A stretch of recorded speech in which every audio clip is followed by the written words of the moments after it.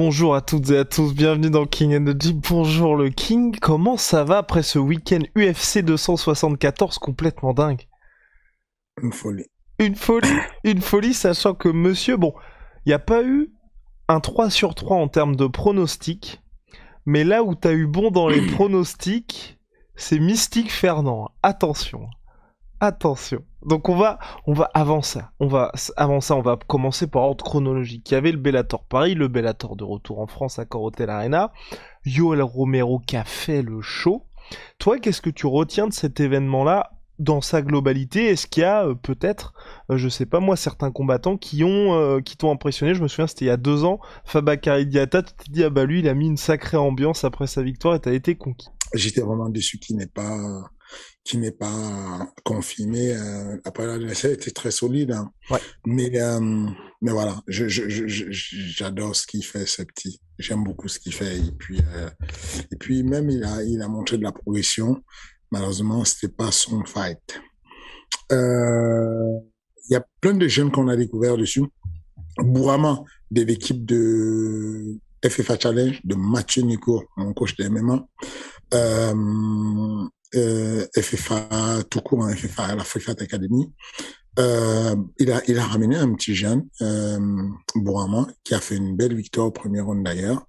Euh, J'espère qu'il va continuer dans cette lancée-là. C'est un bon adepte pour la France, c'est bien. Il est assez longiligne, il a des Mhm. segments grands, il peut présenter du danger. Euh, j'attendais beaucoup après lui parce que j'ai beaucoup suivi ses aventures chez Ibra sur c'est quoi? YKC? YFC. YFC. C'est FC. Et, Ah oui, et puis, Mathieu Leto, pardon. Oui, complètement. voilà, oui, Mathieu, je disais Marcel Leto. C'est pour Mathieu ça. Leto. Voilà. Ouais, il a fait un bon début, mais qu'est-ce que le genre de chaos qui s'est pris. Est-ce que tu as vu la vidéo? Oui. Oui, oui, oui. Un truc, voilà, un truc, mais malgré le fait qu'il soit genre désarticulé et tout, tu continues à être combatif et tout. Donc, j'ai beaucoup aimé le combat. J'espère qu'il n'a pas de séquelles. J'espère qu'il n'y avait rien de grave et que c'était juste le sens de l'équilibre qui était perturbé. Et en général, ça se rétablit rapidement. Lucie Berthaud aussi, euh, une belle stratégie. C'est pas mal. J'aime bien ce truc-là où les personnes qui étaient des strikers deviennent lutteurs, un peu comme chez Congo. Donc, félicitations à Yuri, son coach. Je pense que c'est ça. Je pense que c'est Yuri qui Oui. l'aide pour la. Ouais. Voilà. Et puis, Romero, Romero, il a fait enfin, du Bellator 280, quoi. Il a fait une performance incroyable à 45 piges. Est-ce que tu te rends compte? Genre, moi, j'arrive là, je fais une performance. Ça t'a donné envie ou pas? Mais non, il n'y a aucune chance que je réussisse à faire ce qu'il fait. C'est impossible. C'est que même quand j'avais 20 ans, je peux pas faire ce qu'il fait. C'est un magicien, c'est un surhomme. Il vient d'une autre planète. C'est pas possible, tu vois. Mais voilà, il nous a régalé. Moi, j'ai kiffé vraiment le truc. Ensuite, un peu déçu du main event. Eh bien moi, On- bon, je me permets d'intervenir. Moi j'étais déçu du public. C'est la première fois que je vais dire ça. Et première fois que je voyais ça. Au troisième round, les gens commençaient à partir. J'ai jamais vu ça. ouais, ouais, ouais, c'est vrai que les gens se sont arrachés super tôt. C'était, C'est... ouais, c'est incroyable. Surtout Après, quand on connaît le MMA où tu sais, tout peut arriver quoi. non, la plupart des gens sont arrivés aussi par curiosité quand même. Et qu'il y a eu effectivement beaucoup d'invitations, mais il y a eu de la curiosité de la part des gens qui venaient découvrir le nom MMA. Le nom Bellator. Attention, le Bellator, c'est le Bellator, quoi. Ça reste la deuxième organisation mondiale. Ils sont là depuis, ça fait 14 ans, ils sont là. Donc, si tu veux, le nom, la marque s'est construite quand même avec le temps. Et donc, c'est normal qu'il y ait des gens qui, par curiosité, vont voir ces premiers shows. Et donc, c'est pas des vrais, comment dire, des vrais passionnés qui vont rester jusqu'au bout si le combat n'est pas intéressant. Ils se disent, bon, c'est le dernier fight. Je vais pas attendre de galérer alors que je peux aller retirer ma voiture du parking tout de suite et me casser avant qu'il y ait des bouchons. Enfin, comprends un peu le public. D'ailleurs, je profite pour remercier mon public, celui de AS qui est resté jusqu'au bout du bout. Non, mais faut profiter c'est sincère ce que j'ai dit, tu vois. Parce qu'en tant que promoteur, je ne souhaite pas que ça m'arrive, tu vois. J'espère vraiment que, quel que soit l'issue des fêtes qu'on met sur le main event, qu'on aura toujours ce qu'on a. Il y a toujours un public qui reste un peu plus longtemps que ça et qui apprécie le show. Et donc, je suis déçu alors que ils ont essayé des deux côtés. En tout cas, comment il s'appelle le lutteur? Ryan Bader. Euh, Ryan Bader, il a essayé à sa manière, il a imposé son jeu avec la lutte, il n'a pas pu faire quoi que ce soit au sol de très, comment dire, pour finaliser, il n'a pas su imposer son grand impact ou bien imposer son sol. Et puis, c'est resté dans cette situation quoi, avec le même truc qui revenait sur chaque round. Mais en tout cas, de manière globale, j'ai aimé la scénarisation, les lumières, enfin, les lumières, je sais pas. En tout cas, le jeu de lumière, pas les lumières en elles-mêmes, le jeu de lumière et la scénarisation, j'ai trouvé ça de mon point de vue, hein, où j'étais, j'ai regardé ça de la télé, et donc de mon point de vue, j'ai trouvé que c'était beau. Et donc, ouais,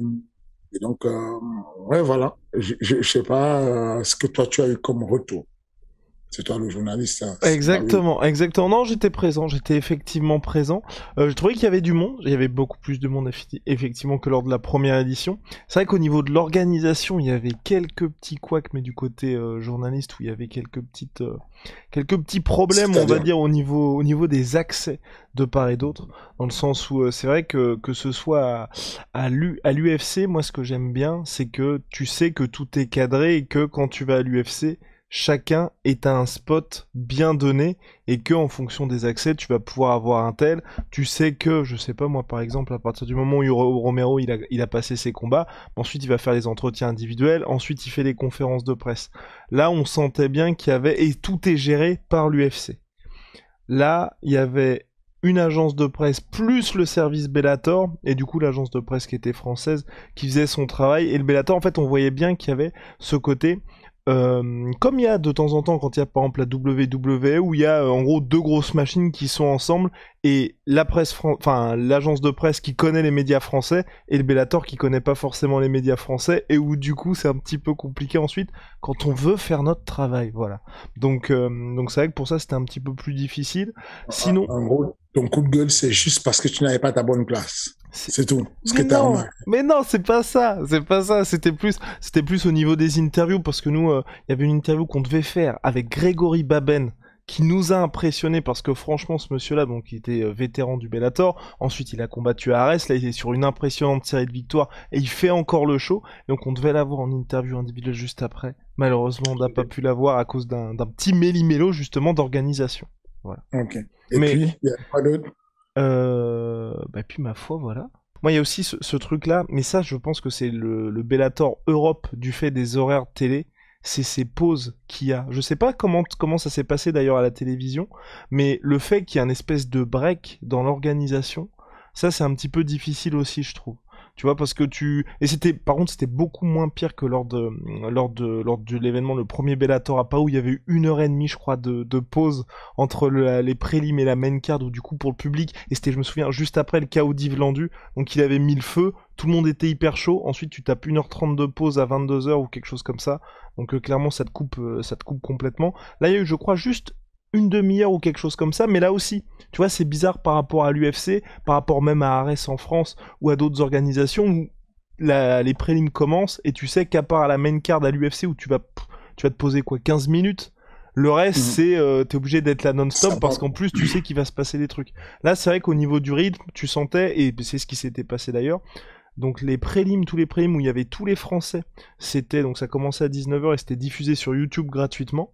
Et ensuite la main card, bah, c'était sur RMC en sport et je pense aux États-Unis à mon avis sur Showtime. Mais en tout cas, ce que je veux dire, c'est que tous les prélims étaient diffusés gratuitement. Donc c'est peut-être pour ça aussi qu'ils se sont dit, bah on accélère. Ensuite on marque la pause le temps que les gens, bah, ils se posent devant leur télé, voilà. Mais du coup, pour les spectateurs qui sont dans la salle, c'est un petit peu compliqué. Absolument. Écoute, moi je ne l'ai pas vécu parce que comme j'étais à la télé, je n'ai pas vécu la pause et ça doit être difficile ça la pause. Moi je l'ai, nous on évite la pause au max. On va sur RS, on évite ça, on essaie de caler que comme on a l'UFC Fight Pass qui fait toute la première partie dès 20 heures d'ailleurs et qu'on a du coup à 23 heures la plus grande chaîne de télévision en France. Attention. Non, mais Ça rigole plus. c'est pas bien dit. L'équipe, la plus grande chaîne, la plus grosse audience sportive en France. Période. Il y a pas, c'est pas point virgule ou 3 points, c'est point. Stop. Full stop. Tu vois. Et donc, du coup, on a cette chance-là de pouvoir diffuser à partir de ce moment-là. Ce qu'on essaie de faire, c'est qu'ils prennent la diffusion en train pendant le show, de façon à ce qu'on ait un peu une coupure pour ceux qui sont dans la salle. Mais ça permet d'avoir de belles audiences. Vous savez aujourd'hui que vous êtes, peu importe l'endroit où vous êtes, vous pouvez être sur Paris, vous pouvez être en Corse, vous pouvez être dans la Creuse ou bien dans le Morbihan, où vous voulez. Vous avez juste à faire sur votre câble normal de télévision TNT, canal 21, vous avez l'équipe et vous avez une très belle production. Donc, on essaie d'éviter que ceux qui sont dans la salle m'offrent et qu'il y ait un gros espace. Mais c'est pas facile parce que du coup, ça veut dire qu'au moment où il y a une prise d'antenne de la chaîne de télévision, elle pourrait tomber au milieu d'un combat. Et c'est relou, en fait, de tomber en plein milieu d'un combat. Et en général, ça se cale pour que la chaîne de télévision puisse prendre un coup de route, mais il faut que comment dire, le fil conducteur de l'événement soit très, très précis afin que la prise d'antenne tombe au moment où il y a l'entrée d'un fighter dans l'octogone. Et ça, c'est pas facile à faire. Et pour finir au sujet du Bellator, et c'est ce qu'on s'est dit avec Russ, c'est ça par contre j'ai apprécié vraiment, c'est qu'ils nous ont amené Yoel Romero. Et ça, tu vois, j'ai trouvé que c'était bien. Il n'y a pas juste eu le nom Bellator qui est venu. Ils ont dit on va mettre une de nos grosses stars. Et surtout, là aussi, j'avais très très peur. Je sais pas si toi aussi t'avais cette crainte. C'est à chaque fois, tu vois, qu'il y a des gars qui sont au Bellator, quasiment à l'UFC, et qui passent au Bellator. De temps en temps, bah, les performances sont pas là parce qu'ils se disent on va rouler sur la concurrence, comme quand les gars sont passés du Pride à l'UFC. Et là, il a fait exactement ce pourquoi on était là, à savoir faire le show et complètement rouler sur son adversaire. Mis un show incroyable. Après, il aurait pu accélérer un peu plus tôt. Hein. Pour rappel, Yoel Romero est 9e mondial. Il a été déjà 1er mondial. Il est 9e mondial. Il a affronté un mec qui est 34e mondial. Pour vous donner un ordre d'idée, Nassoudinov, en lightweight, est 31e mondial. Non, que vous comprenez bien que Policy, c'était à la portée quand même de... C'était un short notice, oui. Voilà, c'était un short notice et à la portée, surtout en termes de classement et de niveau d'adversité qu'il a déjà eu. Le Romeo, c'est pas ce niveau-là, tu vois. Et donc, ça n'enlève rien à sa performance, bien entendu. C'était un show de malade. Moi, c'est le combat que j'ai le plus kiffé. Oui. C'est, voilà quoi. L'accélération de Baben, c'était le top pour moi, déjà parce que j'adore cet athlète. C'est dans le comportement, dans l'humain, dans tout ce qu'il est. Et en réalité, ce qu'il fait, dans l'octogone, c'est fou combien de fois. Pour moi, c'est probablement l'un des athlètes les moins hypés, enfin, les moins sous-estimés dans la hype mondiale, tu vois. Ça, c'est que aujourd'hui, ce mec devrait avoir des réseaux sociaux qui explosent. L'entendre dire à la fin du combat, les gars, vous êtes nombreux, venez me follow. Moi, je vous dis sérieusement, allons le follow, quoi. Il faut que tout le monde le follow parce que c'est un vrai humain qui a du cœur, j'ai été très honoré de l'avoir comme athlète sur Arès, à Dakar au Sénégal. Humainement, il est génial et puis il nous régale à chaque fois. Et même Yves Landu, tu te rends compte quand même que ça fait 2 fois de suite à Paris que Yves Landu met le feu dans la salle. J'adore. Voilà, l'événement il y a eu de très beaux combats et j'ai kiffé. Et David Gallon, voilà aussi qui a impressionné. Je sais pas ce que t'en as pensé. Absolument. Le Normand. Bien. Maintenant, on va passer au gros morceau, l'UFC 274. Que d'émotions. J'étais dégoûté pour Tony Ferguson parce que bon, ok, bon pronostic, mais on avait le Tony vintage qui était là. Oui, pour quelques secondes. Pour que bon, un petit round. Et puis, est-ce que tu conviens aussi que mine de rien, le front kick qui se prend, enfin tout le monde se le prend, tout le monde est KO aussi. Enfin, tu vois, je pense que ça met pas en doute la carrière de ou pas. Moi, le premier. Et je l'ai mangé. Mais oui. J'ai eu un violent KO de Monsieur Patrick Vallée qui m'a mis KO avec ses front kicks. Il y a Anderson Silva qui a mis KO Victor Belfort avec son front kick. Il y a quelqu'un d'autre qui a mis le même KO à Randy Couture. Lyoto Machida. Lyoto Machida qui a mis ce KO à Randy Couture. Et Lyoto Machida qui l'a mis à Victor Belfort aussi. C'est ça. Ça devient l'une des... C'est quasiment le truc 100% quand ça connecte, tu tombes. Mais ce que je veux dire, c'est qu'il faut avoir l'idée de le placer quand tu as une tête de moins que ton adversaire quand même. Parce qu'en général, on se dit le mec qui est le plus grand détail et qui a le plus grand segment, on va placer tous les genres de coups qui sont plutôt obliques, du bas vers le haut. Et là, on a quelqu'un qui est petite taille qui va monter son coup de pied au menton. Et c'était un bon choix, c'était bien choisi. Et encore une fois de plus, moi, je ne valide pas les athlètes, enfin, je ne trouve pas les athlètes exceptionnels quand il n'y a pas d'adversité. La victoire, elle est très belle quand tu classes complètement ton adversaire et encore plus belle quand il y a de l'adversité. C'est là où le main event est pour moi exceptionnel. Charles Oliveira, c'est un problème interplanétaire. C'est un vrai problème pour n'importe qui. À partir du moment où le mec, il peut rentrer, parce qu'on avait un Charles Oliveira qui était fragile. Tu lui mets le feu, il n'est plus là, on le perd.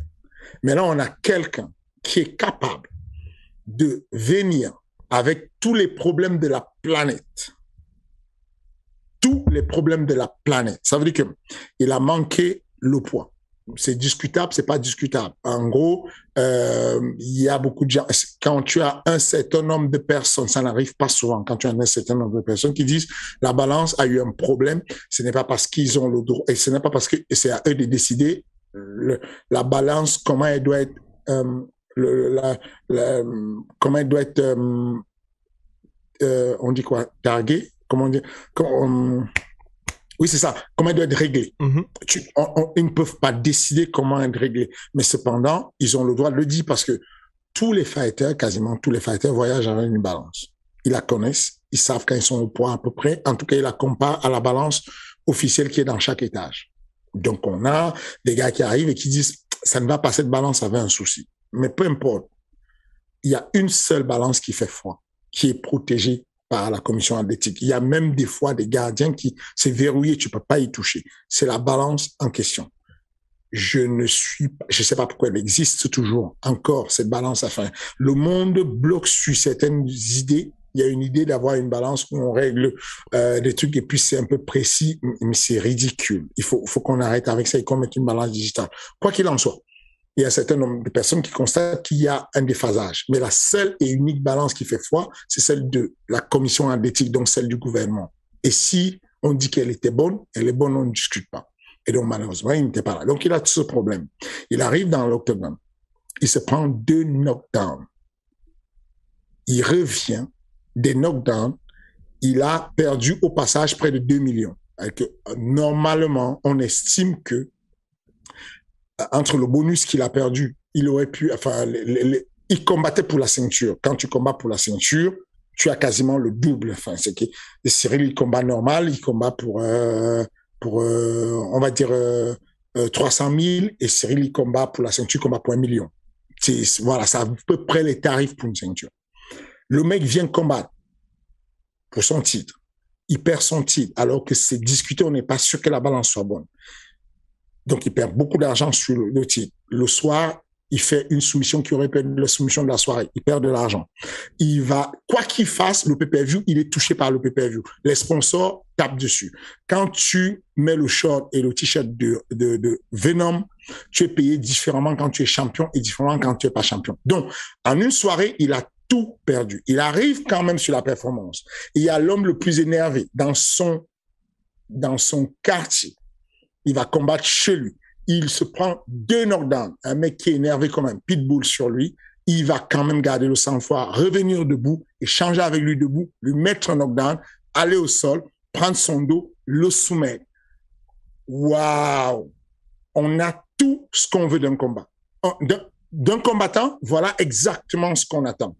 La capacité de mettre de côté les soucis qu'il a, la capacité et revenir comme un grand combattant. Et on s'en moque, on arrive, on défend un combat, on gagne. C'est la meilleure réponse qu'il puisse donner à Dana White. C'est la meilleure réponse qu'il puisse donner au monde entier. Aujourd'hui, est-ce que tu as ton téléphone à côté de toi pour checker qui l'a battu? Ah oui, ah bah là, la série de victoires, elle est très impressionnante. C'est sale. Non, c'est pas la série de victoires qui m'inquiète, c'est la manière avec laquelle il a battu les gens. C'est quand même chaud. Quand même. Kevin Lee, soumission. Tony Ferguson, décision unanime, mais claire, nette et précise. Ensuite, Michael Chandler, KO, deuxième round. Dustin Poirier, soumission, troisième round. Et enfin, hier soir, soumission, premier round, Justin Gaethje. Ok. Simplement, à l'heure actuelle, on a le 70 kilos le plus dangereux de la planète. Ah oui, ça c'est clair.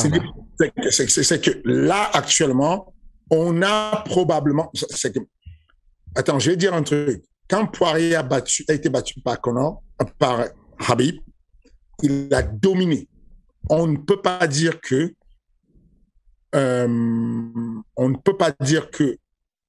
Charles Oliveira est dominé. Mais en termes de temps, regarde le temps qu'il a fallu à Conor pour battre Poirier, regarde le temps qu'il a fallu à Charles Oliveira pour battre Poirier. C'est qu'il va trop vite, il est ultra dangereux. Aujourd'hui, il ne donne pas la possibilité de se défendre contre lui. Ça veut dire que la seule solution de battre dorénavant Charles Oliveira, c'est de prendre des risques inconsidérés. Ça veut dire que pour le battre, il faut le mettre sous pression longtemps dans le même domaine. Qui peut faire ça? Si tu restes longtemps avec lui debout, il va te toucher, il va peut te mettre un knockdown. Si tu vas longtemps au sol, même pas longtemps, si tu vas un peu au sol, on est sûr que tu dis mystique, Fernand Lopez, en mode j'ai deviné qu'il allait le battre par soumission. Mais pour moi, c'est évident. C'est évident que la seule fenêtre de tir pour tous les lutteurs qui existent, qui veulent absolument lutter, la fenêtre de tir, c'est le dos. Les lutteurs sont fragiles du dos. C'est très facile d'accéder au dos des lutteurs. Si Burns se concentrait à chercher le dos de Kamaru Usman, il pourrait le finaliser. La solution, c'est de chercher le dos. Si tu es capable de te faufiler dans le dos, tu te mets à l'abri et tu ne subis plus la force et l'impact de la lutte. Pour moi, c'était une évidence, en fait, que techniquement parlant, à un moment donné, dans le chaos, puisque la stratégie de Gaethje, c'est qu'il dit il est le master du contrôle du chaos. Chaos avec C-H-A-O-S. Voilà. Et ce qu'il fait aujourd'hui, c'est que dans ce chaos, il va placer le chaos K.O. OK? Il va finir par faire le knockdown dans le chaos organisé.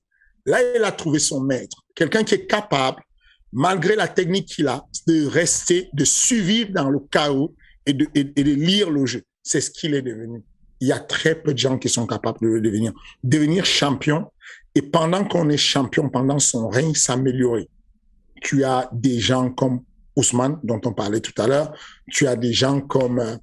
il y a comme la fille, comment elle s'appelle Valentina Shevchenko. Il y a des gens comme ça qui sont capables de s'améliorer en temps réel pendant leur règne. Et là, il en fait partie. Il est extrêmement dangereux. Je pense qu'on est en position de l'un des meilleurs lightweight de toute l'histoire. Mais Fernand, je suis désolé. Je suis obligé de le dire, mais c'est pas... Enfin, pour moi, c'est pas viable de se prendre des knockdowns à chaque combat. Parce qu'à un moment donné, il va plus pouvoir se relever, tu vois. C'est pas comme si sur tous les combats, c'était tranquillement, c'était je gère et ensuite je passe à l'action. Il y a toujours des moments où tout le monde flippe quand même.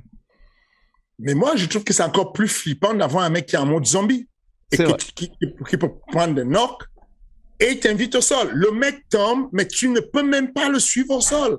Est-ce que tu as capté le délire? Justin Gaethje vient de coucher Charles, il peut même pas le suivre au sol parce que malgré le niveau de lutte et de grappling de Justin Gaethje, il juste que mettre son pied au sol, enfin mettre son genou à terre avec Charles Oliveira, c'est extrêmement dangereux, même quand le gars est amoindri. Tu vois le délire du truc? C'est un finisseur. Aujourd'hui, je te promets, il m'inspire tellement.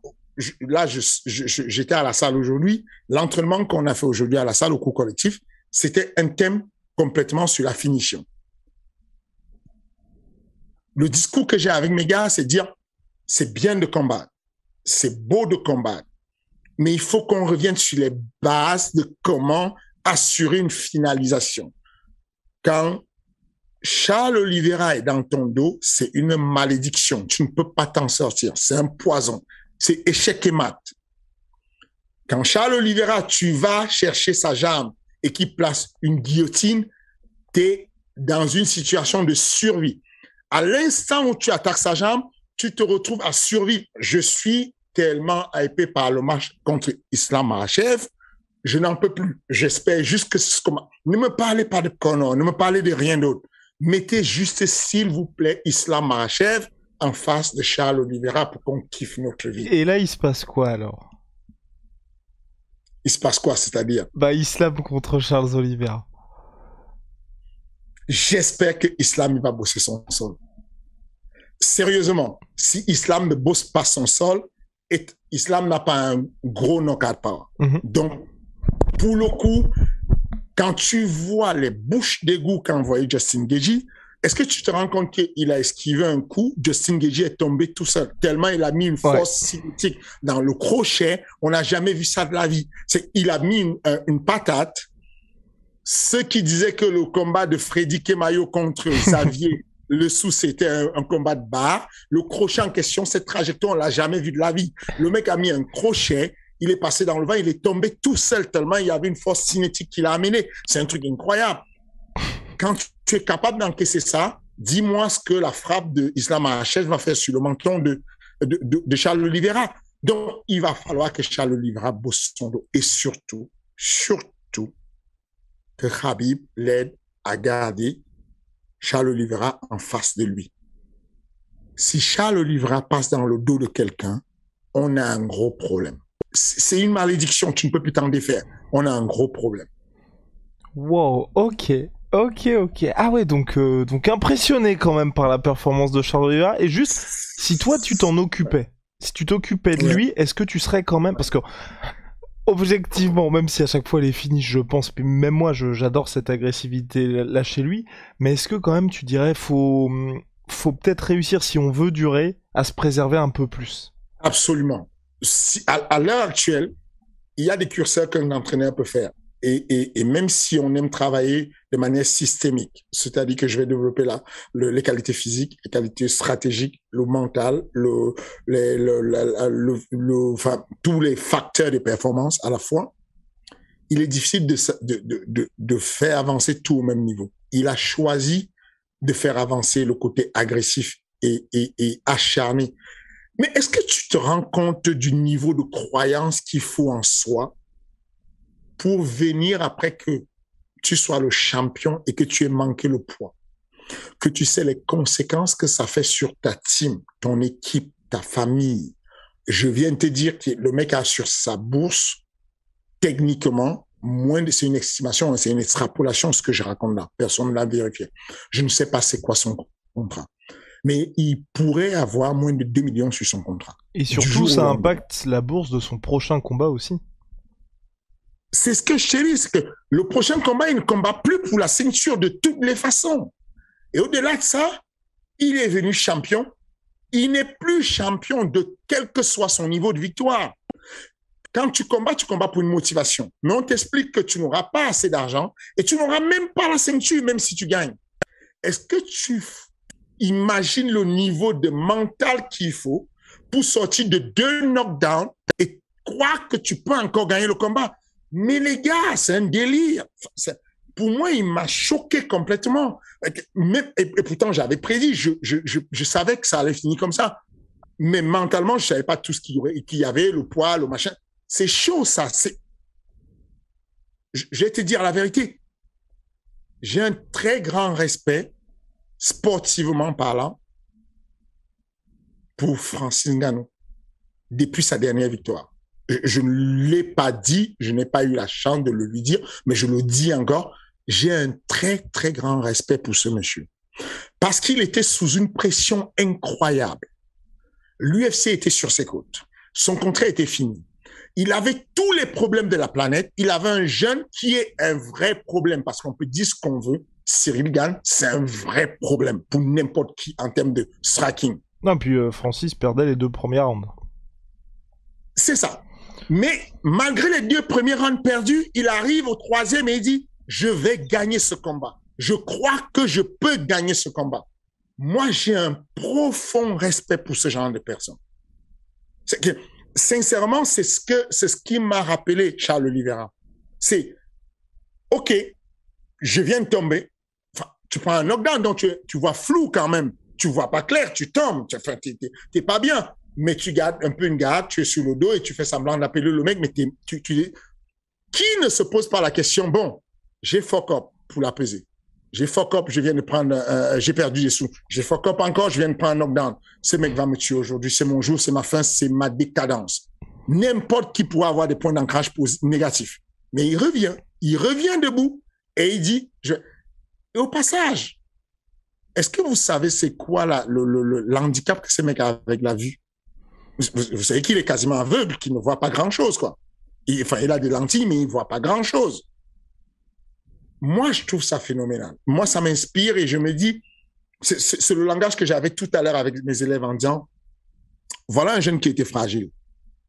Il a eu, durant tout le camp d'entraînement, le point d'attaque médiatique de Justin Gaethje. Justin Gaethje, c'est un mec qui abandonne. Il abandonne souvent. Je vais le faire abandonner. Il abandonne souvent. Je vais le faire abandonner. Et ironie du sort, il arrive et il fait abandonner Justin Gaethje après 2 knockdowns. Wow, wow. Enfin, je pense que l'UFC devrait l'appeler en privé et lui donner une petite mallette. Non, mais sérieux. Ouais, non, c'est clair. Je comprends la position de Dana White. J'aime la fermeté avec laquelle il a répondu. Tu n'es plus champion. Je ne peux pas te donner la ceinture. Il a demandé la ceinture à Dana White jusqu'à la fin. Juste à la fin, il s'est allongé face à Dana White. Il a dit, je mérite la ceinture là avec ce que j'ai fait. Il dit, non, tu n'es plus champion. Tu es le contender numéro 1 et je te promets, tu seras le contender numéro 1. Voilà. Mais j'espère qu'il va l'appeler en solo et lui dire, OK, on ne pouvait pas te donner ça officiellement, mais voilà un billet, tu le mérites. Voilà, j'aime récompenser les gens qui bossent et je trouve qu'il m'a choqué. Voilà. Alright. Bon, t'as fait quand même un énorme bond puisqu'on n'a pas été au bout de l'analyse sur Tony Ferguson, Michael Chandler. T'étais trop pressé. Qu'est-ce que tu veux dire sur le truc, Michael Chandler? Est-ce que ça confirme que c'est la meilleure signature all-time de l'histoire de l'UFC? Absolument. Il n'y a pas un retour sur investissement aussi bon que celui-là. C'est pas possible. Le gars est toujours là. Il ne dit pas non. Il prend les fights et que les fights de top rank et il pourrait échouer et du coup tout le monde dira à l'UFC, bah voilà, le mec il sort du Bellator et tu veux lui mettre des numéro 1, numéro 2 directement. Non, il les prend, il assure, il va à la guerre, il fait ce qu'il fait. Je n'aime pas l'idée d'amoindrir les performances des gens sous prétexte que l'autre est un ancien, l'autre est machin. Non, on avait un très bon Ferguson qui est revenu et ce coup de pied, toutes les frappes qui sont obliques sont des trajectoires très difficiles à contrôler ou même bloquables. Même quand on les voit, c'est très difficile à voir venir.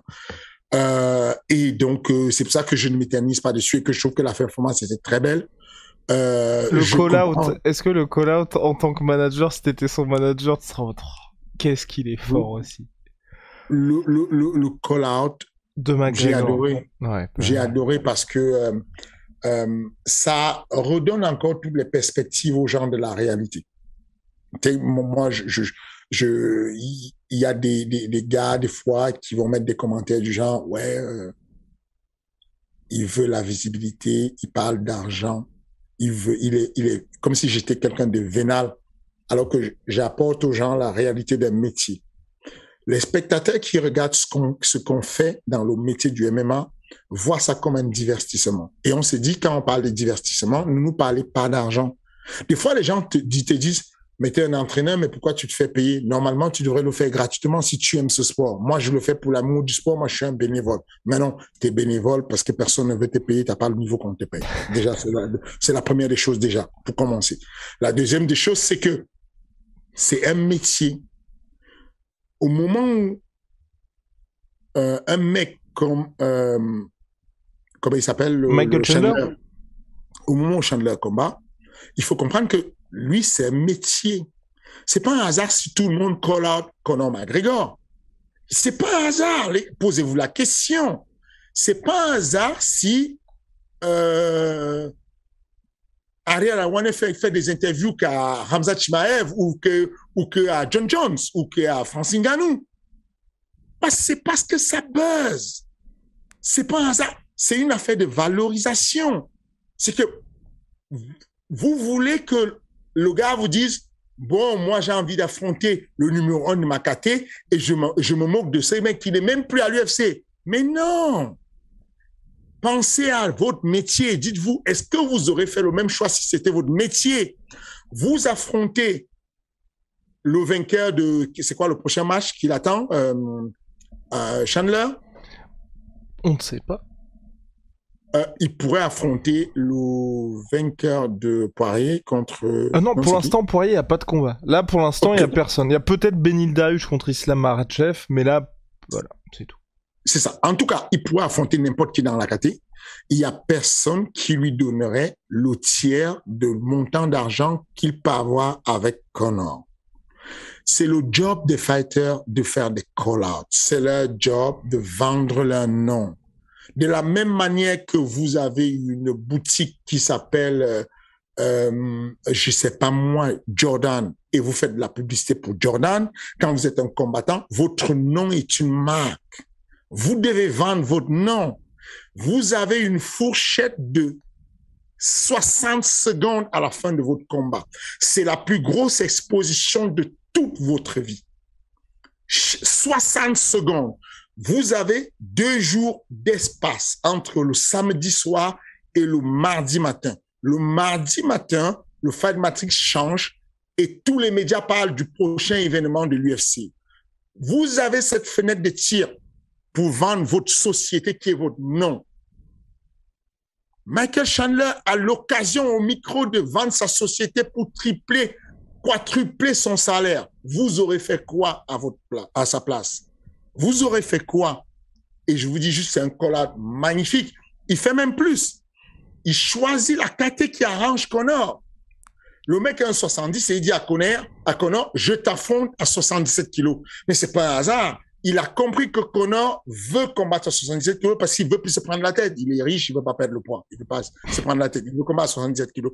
Il facilite le travail à Conor. Et qu'est-ce qui se passe? Le hasard fait que Charles Oliveira fait un call-out à Conor. Sauf que Conor lui répond en disant, désolé, man, je ne vais pas perdre le poids pour aller à 70 kilos. Moi, aujourd'hui, je suis très bien, je suis bâti comme un frigidaire. Et moi, je vais rester dans la catégorie des frigidaires de 77 kilos. Et là, je vais combattre. Bingo! Il a tout compris, Chandler. Et moi, je pense que c'est un combat qui fait sens. Mais encore une fois de plus, il faut que ceux qui nous suivent, qui ont d'autres métiers, prennent le temps de reculer et de se dire, c'est son métier. Si c'est son métier, comment il fait pour se faire connaître et gagner de l'argent? C'est aussi simple que ça. Voilà. Et puis c'est toujours plus significatif pour lui que combat face à n'importe quel autre contender en termes d'héritage aussi, puisque vous n'avez qu'à regarder Dustin Poirier, les gens le connaissent aujourd'hui grâce à ses combats face à Conor McGregor. On avance avec le co-main event, et donc là malheureusement, nous avions vu faux en termes de pronostic. Je vais être un peu dur, mais est-ce le combat pour le titre le plus soporifique de l'histoire de l'UFC? Possible. Moi, j'aime pas ce genre de record là où on va afficher les gens et tout. Non, alors là, c'est pas pour afficher les gens, mais pour le coup, tu vois, moi j'étais très surpris de l'attitude de Rose. Je reproche rien à Carla Esparza, mais j'étais très surpris de l'attitude de Rose. Pour moi, Carla Esparza, clairement, elle a fait, avec les armes qu'elle avait, tout ce qu'il fallait pour s'imposer face à Rose. Merci. Tu fais une précision correcte. Avec les armes qu'elle avait. Est-ce que tu ne lui reproches pas de ne pas améliorer ses armes en boxe? Oui, mais... C'est-à-dire que avec les armes qu'elle avait, est-ce qu'on arrive au titre et on n'a pas ces armes-là? C'est que ce que je veux dire, est-ce que c'est normal que s'il n'y a pas la boxe, elle ne peut plus aller chercher Rose? Est-ce que c'est normal qu'elle ne puisse pas? Tu vois, même une fille comme comment elle s'appelle, Jessica Andrade, qui n'a pas à la base une belle boxe. Regarde comment elle s'est améliorée, elle s'est bonifiée. Regarde comment elle va chercher les gens. Et même si elle n'a pas la technique, elle a des patates pour mettre des crochets. C'est une lutteuse, elle a des bons appuis, elle a des bonnes stabilisées, une bonne stabilisation pour avoir un meilleur transfert. Les plus gros KO qu'on ait eu à l'UFC sont souvent des KO venus des lutteurs. Les plus gros knockout artistes de l'UFC, quand on parle des Rampage, quand on parle de Dan Henderson, c'est des mecs qui ont réussi à faire un très gros transfert sur des frappes. Qu'est-ce qui fait qu'elle n'essaye pas de s'améliorer un peu dessus? Donc, effectivement, elle a fait mieux que, pour moi, elle a fait beaucoup mieux que c'est pas volé son titre, c'est qu'elle a gagné, elle était la meilleure ce soir-là, elle a fait beaucoup mieux, elle est allée chercher. Mais Rose, wow! Bizarre, hein? Bizarre ce qui s'est passé. Au rugby, quand je joue au rugby, on disait la montagne a accouché d'une souris. Quand tu attends un événement qui est une montagne et que finalement l'événement s'est terminé en souris. J'étais vraiment hypé par ce combat. Parce que je le voyais comme un combat en mode Justin, comme celui de Charles Oliveira. Parce que je me dis, elle a une très belle boxe, Rose Namajunas, mais elle a tellement évolué, elle avait déjà un sol très bon à l'époque sur le premier TUF. Elle était déjà tellement forte, je me dis que son sol, il va tellement être bien qu'elle n'aura même pas peur d'aller au sol. Moi, je me dis il y a des projections qu'elle va accepter pour la mettre en danger en soumission. Elle n'a même pas fait une tentative de soumission. Il n'y a pas une mise en danger à un moment donné. Il n'y a pas eu, tu m'attaques une jambe, j'essaie de te finaliser. D'où je reviens encore à mon thème d'entraînement que j'ai eu aujourd'hui avec mes athlètes, de dire, je veux qu'on arrête avec la défense passive pour l'amener au sol. Je veux que dorénavant, on soit ultra agressif. Celui qui met sa tête pour venir nous amener au sol, faut qu'il se mange une soumission. Ou en tout cas, qu'on le mette tellement en danger qu'il retire sa tête de là et qu'on reparte en boxe. Et c'est ce qui a manqué à Rose. Mais même debout aussi, hein. Chaque fois qu'elle touchait, il n'y avait pas plus d'agressivité. J'ai vraiment pas compris du tout. C'est qu'elle a eu une phobie complète de l'amener au sol, et donc du coup elle touchait, elle s'éloignait de très loin. Elle ne pouvait pas remiser, puisque quand elle touchait, elle était coachée à toucher et repartir très loin en arrière. Donc la remise n'était pas possible. Elle sortait d'une tentative d'amener au sol ou d'une amener au sol, elle se levait et reculait comme si elle était en avance au point. Quand tu es en retard au point, il y a ce truc de notion d'urgence à remiser rapidement et à faire mal tout de suite. Il n'y a pas eu ça. Donc, je suis un grand fan de Rose Namajunas. Et donc, je n'ai pas envie de trop l'allumer, mais j'étais quand même un peu déçu. Ben oui. Et comme quoi, là, Trevor Whitman qui avait fait un 3-0 en novembre dernier, la 0-2 sur cet événement-là. Donc comme quoi, ça dépend de chaque événement et ça n'enlève rien au talent de Trevor Whitman. Monsieur Trevor Whitman, pour moi, reste le meilleur coach au monde. Il est bien, il est bon. Il n'y a rien à lui retirer. Mais encore une fois de plus, peu importe le niveau de coach que tu es, si tu n'as pas perdu, c'est que tu n'es pas un bon coach. Il y a quelque chose qui ne va pas. Quand tu as touché assez d'athlètes entre tes mains, les défaites, tu les connais. Et tu avales la couleuvre, tu rentres chez toi, tu recommences. Tu te remets dans le tableau, tu recommences, tu réfléchis, tu vois comment améliorer les choses. Et donc, il aura toujours mon plus grand respect, même si il a perdu 2 occasions de rentrer avec les ceintures à la maison. Et dernier point, et pas des moindres. Il y a pas mal de gens là qui commencent à parler de « et si on avait eu Charles Oliveira contre Khabib Nurmagomedov », tout ça. Même si c'est complètement hypothétique. Et même si je pense que tu vas être bon bah Guillaume, t'es fantaisie, là moi je suis là pour des choses sérieuses. Mais est-ce que tu penses qu'il y aurait quand même eu une discussion entre les deux ou bon? Ça dépend de la temporalité. À quel moment? Est-ce que tu veux dire chacun à son prime ou bien genre maintenant et on fait un combat maintenant? Oh, moi j'étais dans le sens plutôt le Khabib qui a battu Justin Gaethje donc en octobre 2020 contre ce Charles Oliveira d'aujourd'hui. C'est chaud, mais je pense que Khabib aurait gagné. Ah oui, d'accord, ok. Ok. Oui. Parce que il sait comment ne pas prendre des coups. et il a un grappling. C'est là où je t'ai dit que le match contre Islam Makhachev me fait peur. Parce que Islam c'était contre qui où il a été amené au sol? Thiago Moïse. Thiago Moses. Quand tu te fais amener au sol par, il n'y a aucune chance que Thiago Moses amène Khabib au sol. Il n'y a aucune chance. Ça n'existe pas dans le monde. Il n'a pas la technicité, la fluidité d'Islam, mais Khabib a un niveau de pression constante qu'il met sur les jambes en termes de lutte et de stabilité, de grappling, la position de ses jambes. Chaque position est calculée pour qu'il ne soit pas déstabilisé. Donc, j'aurais mis un biais sur Khabib. Si on prend le Khabib du son prime et le Charles Oliveira de son prime, voilà quoi. J'ai envie de voir avec Islam et là, je pourrais faire un meilleur jugement de qui est le meilleur de tous les temps. Mais ça se joue. Sachant que on n'est pas à l'abri qu'il y ait un retour de Khabib Nurmagomedov. Franchement. Là, ce serait une mauvaise idée. Oh. Si Khabib revient là tout de suite, Charles va le soumettre. Ok, bon bah voilà. Non, moi j'étais en mode.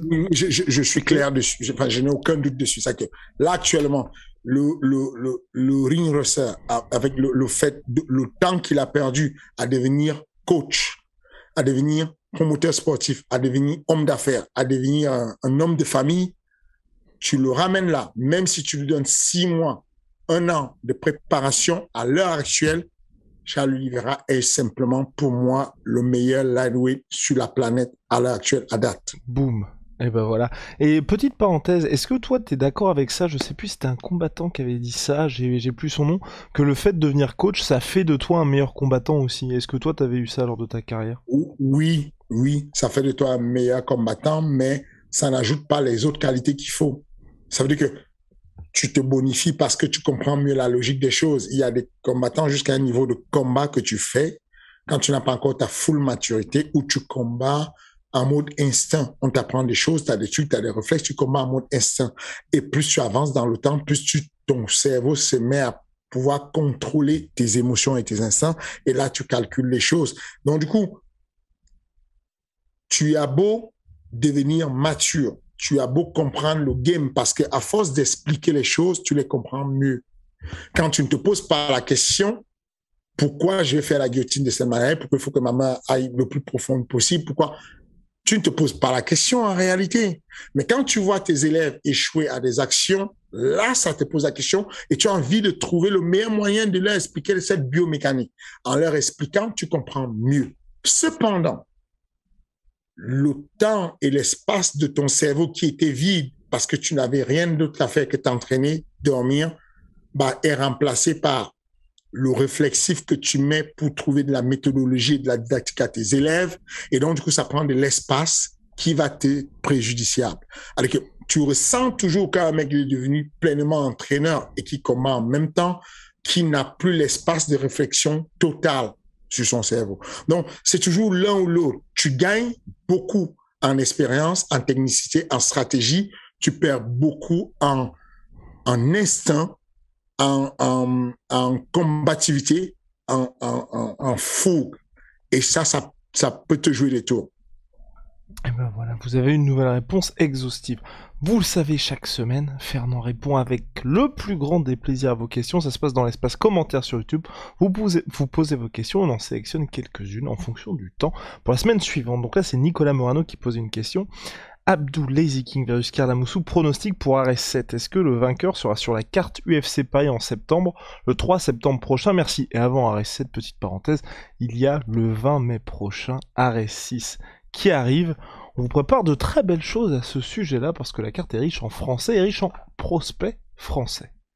Alors maintenant, réponse à la question, monsieur. Absolument. Je vais être direct. Il est fort possible que Karlamoussou ou Abdullah Abdurrahimov soit le 3 septembre à Bercy. Oh, ok.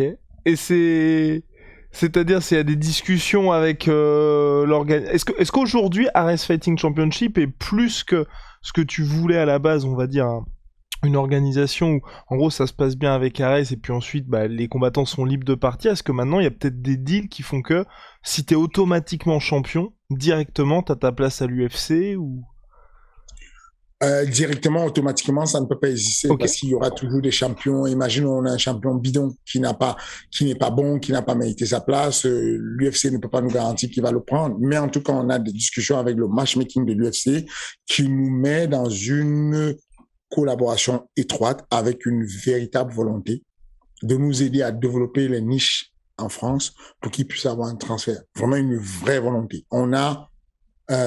Toi, tu fais partie des médias et de ceux qui commentent sur Ares et tu as déjà vu ces deux personnes qui travaillent pour l'UFC, Aiden et puis son collègue qui sont toujours là et qui viennent nous aider, financés par l'UFC, pour nous aider à améliorer ce qu'on fait.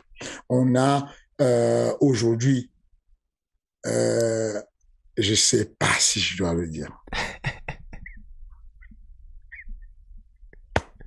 Je sais pas. Bon, on a une préparation d'un événement. Alors. Non. Oh.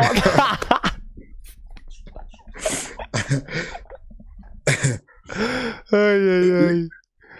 On a quelque chose. Ouais, on a une préparation d'un événement. Ares collé et enchaîné avec l'UFC. Oh, wow. Ok. En septembre. Ok. Sur la volonté de l'UFC. Donc, on a une véritable collaboration. Quelque chose de bien, qui est simple, qui est organique de dire, nous, UFC, on arrive sur un territoire neutre, on est un territoire vierge. On a besoin d'une innovation relais qui peut nous faire remonter à la surface des champions, qui peut les développer de la même manière où le Cage Warrior a développé Joanna Jędrzejczyk, de la même manière que le Cage Warrior a développé Conor McGregor, voilà, toutes ces personnalités comme Pimblet et tout, comment on peut les faire émerger, les mettre sur la plateforme de l'UFC. C'est d'ailleurs pour ça que, même avec une grosse volonté de vouloir avancer très rapidement et faire évoluer les droits de télévision qu'on a eu, on a encore eu une grosse proposition, une amélioration de ce qu'on fait de la part de l'UFC, de l'UFC Fight Pass, qui dit on veut vraiment rester avec vous. On a besoin dans l'écosystème qu'on fait, que vous continuez à faire ce que vous faites, de développer le MMA pour les jeunes, de les faire monter, de nous les faire connaître, afin qu'ils puissent avoir une passerelle rapide entre les deux. Voilà. Ben voilà, merci beaucoup monsieur. C'est la fin de King Energy, disponible sur toutes les plateformes, vous le savez. Apple Podcast, Google Podcast et j'en passe, vous tapez King Energy et oh, tout l'historique est là. Ares Fighting Championship, ça revient le 20 mai prochain. La semaine prochaine, on fera le décryptage de cette carte, monsieur. Puis voilà. C'est ça, il faut juste rappeler aux gars le nombre de franco-français qui combattent sur cette carte. C'est énervé. Donc, vous avez 12 athlètes venus des Français qui sont là sur la carte. Vous avez entendu parler de Bagui Baisanko. Il est là et on va pouvoir découvrir ce qu'il sait faire. Vous avez entendu parler de qui d'autre? Tekena, Alexandra, qui a eu le bonus du corps de la soirée. Hugo Guillon, qui va affronter nul autre que monsieur Jackie Jeanne, qui a mis le feu et qui a gagné les 10 000 € du bonus du combat de la soirée contre Yacine Bouganen. Vous avez quoi d'autre? Karim Gadji, Jordan Zebo entre un duel des générations. C'est ça. Vous avez Karim Gadji qui est l'ancien de l'ancien, multi-champion de kick, qui va faire son retour contre un petit jeune. Et d'ailleurs, l'adversaire de Karim Gadji, Marek, le Polonais, qui a battu Karim Gadji, va revenir, mais cette fois-ci contre un petit génie, Mohamed Bayou. Un petit Français qui c'est le début et qui est extrêmement dangereux. Comment est-ce que Marek va faire pour gérer ses points forts de la lutte contre un jeune qui est ultra agressif au sol? Voilà, je vous dis, prenez vos places tout de suite et ne prenez même pas les places que pour Ares 6. Prenez tout ce qui existe. Prenez, je vous promets, il y a du lourd qui arrive. Prenez tout ce qui existe. Voilà, merci beaucoup. Et puis, n'oubliez pas la cloche, l'abonnement, le commentaire. Let's go. À la semaine prochaine.